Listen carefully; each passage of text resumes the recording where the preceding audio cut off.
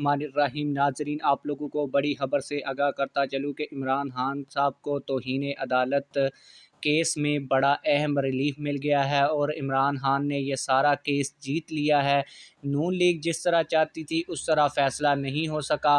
آپ لوگوں کو بتاتا چلوں کہ آج عمران خان صاحب کے اوپر فرد جرم عائد کی جانی تھی، لیکن عمران خان صاحب جو جج زیبا چودھری کی عدالت میں پہنچے وہاں پر انہوں نے معافی مانگی۔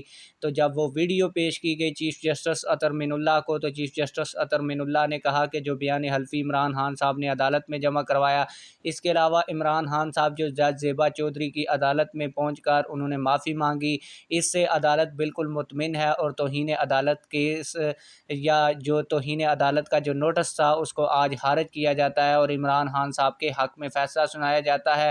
بڑی کم عرصے کی یہ سماعت رہی آج کی، اور آپ لوگوں کو بتا دوں کہ اس سماعت کے دوران صرف پی ٹی آئی کے وکیل حامد خان ہی دلائل دیتے رہے، جس کے بعد یہ فیصلہ سنا دیا گیا ہے۔ ابھی شارٹ آرڈر ہم آپ لوگوں کو پڑھ کر سنا رہے ہیں، اس کیس کا تفصیلی فیصلہ بعد میں جاری کیا جائے گا۔ یہ جو اہم ترین ریمارکس سماعت کے دوران چیف جسٹس نے دیے وہ ہم نے آپ لوگوں کو بتا دیے۔ آپ لوگوں کی اس حوالے سے کیا رائے ہے؟ کمنٹ سیکشن میں اپنی رائے کا ضرور اظہار کیجیے۔ ملتے ہیں کسی اور ویڈیو میں۔ اللہ حافظ۔